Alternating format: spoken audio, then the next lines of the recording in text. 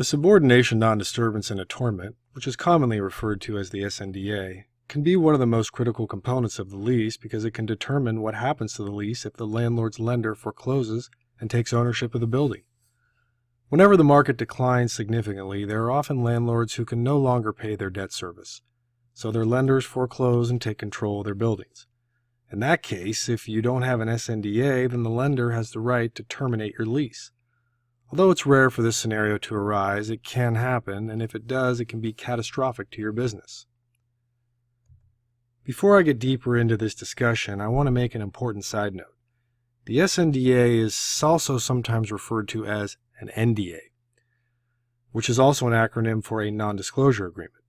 As you probably know, a non-disclosure agreement is a very common agreement in business, so it's an acronym that you might hear quite often. So when you're reviewing your lease term sheet or the full lease document, or even in your lease discussions, watch out for the term NDA, and when you see it, make sure you know if it's a reference to a non-disclosure agreement or a subordination, non-disturbance, and attornment, because you wouldn't want to mistake one for the other.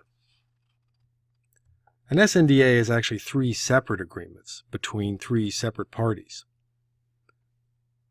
So it's different than all the other terms of your lease. The other terms are between you and your landlord. The Snda is between you, your landlord, and the landlord's lender, and it must be signed by the lender to be valid. Sometimes you'll hear a landlord say, "You don't need an Snda because I have no debt on the building." That's fine, but make sure the landlord is obligated to provide one for any future debt that might be placed on the building. It's not uncommon for landlords to borrow money against a building in the middle of a lease term, and in that case, you'll need an Snda. Now I'll describe each of the 3 components of an Snda. The subordination is a guarantee that the lender will be in first position against any other encumbrances.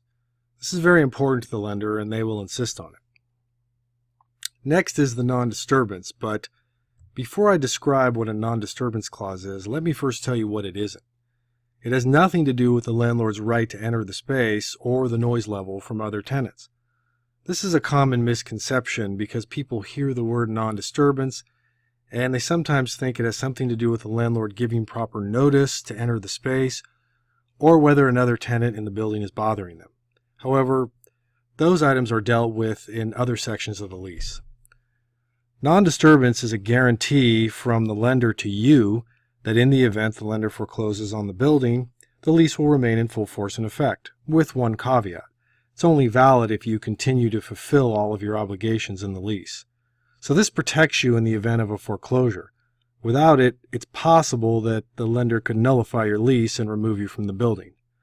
That doesn't mean that you would necessarily be kicked out, because the lender may want to keep you in there paying rent. But without the non-disturbance, it's possible, and it certainly does happen. The attornment is a guarantee from you to the lender that in the event the lender forecloses, you will recognize the lender as the new landlord, and your lease obligations will remain in full force and effect. So it's similar to the non-disturbance, but going in the other direction. The non-disturbance is your guarantee of the lender's cooperation, while the attornment is the lender's guarantee of your cooperation. Finally, if you remember one thing about the Snda, remember this. It's not enforceable unless the lender has signed it. This can be problematic if you're leasing a small amount of space in the building because the landlord may be unwilling to go through the effort of having their lender sign. So this becomes part of the negotiation because in some cases you'll have to put pressure on the landlord to agree to it.